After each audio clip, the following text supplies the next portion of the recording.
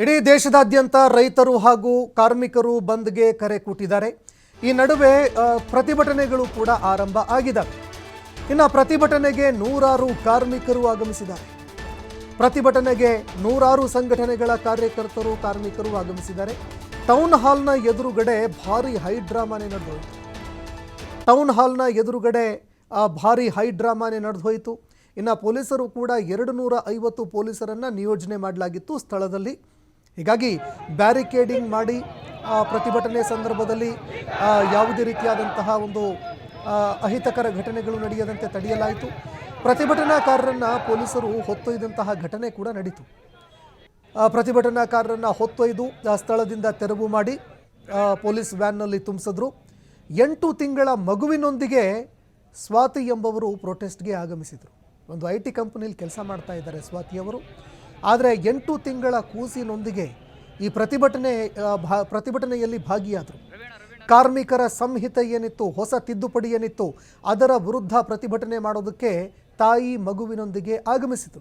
ಯಾಕಂದರೆ ಕಾರ್ಮಿಕರಾಗಿ ಯಾರ್ಯಾರು ದುಡಿತಾ ಇದ್ದಾರೆ, ಇದು ಅವರ ಜೀವನದ ವಿಚಾರ, ಆ ಮಗುವಿನ ಭವಿಷ್ಯ ಕೂಡ ಅದು. ಹೀಗಾಗಿ ತಮ್ಮ ಮಗುವಿನ ಭವಿಷ್ಯವನ್ನು ಭದ್ರಪಡಿಸ್ಕೊಳ್ಳೋದಕ್ಕೆ ಸ್ವಾತಿಯವರು 8 ತಿಂಗಳ ಮಗುವಿನೊಂದಿಗೆ ಬಂದು ಪ್ರೊಟೆಸ್ಟ್ ಮಾಡಿದ್ರು. ಯಾಕಂದರೆ ಸಾಕಷ್ಟು ಬದಲಾವಣೆಗಳಾಗಿದೆ. ಕೆಲಸ ಮಾಡುವಂತಹ ಸಮಯ ಏನಿತ್ತು ಅದರಲ್ಲಿ ಬದಲಾವಣೆ ಆಯಿತು. ಜೊತೆಗೆ ಕೆಲಸದಿಂದ ತೆಗೆದು ಹಾಕುವಂತಹ ವಿಚಾರದಲ್ಲೂ ಕೂಡ ಬದಲಾವಣೆಗಳಾಯಿತು.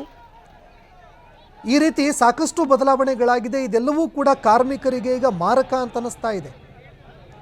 ಕಾರ್ಮಿಕರ ಹಕ್ಕುಗಳಿಗೆ ಅದು ಮಾರಕ ಅಂತ ಅನ್ನಿಸ್ತಾ ಇದೆ. ಹೀಗಾಗಿ 8 ತಿಂಗಳ ಮಗುವಿನೊಂದಿಗೆ ಬಂದು ಸ್ವಾತಿ ಎಂಬವರು ಪ್ರೊಟೆಸ್ಟ್ ಮಾಡಿದ್ರು.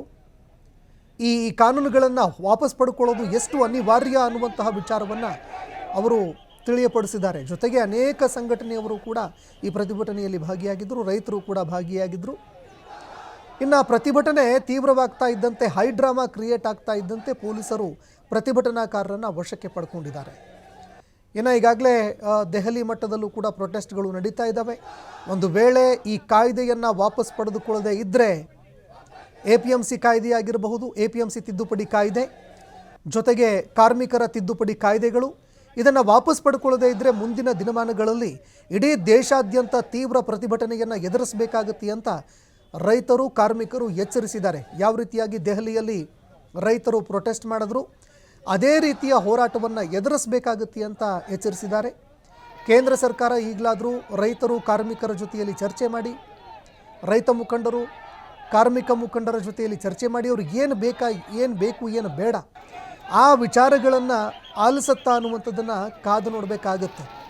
ಯಾಕಂದರೆ ಕಳೆದ ಹಲವಾರು ವರ್ಷಗಳಿಂದ ಈ ಹೋರಾಟ ನಡೀತಾ ಇದೆ.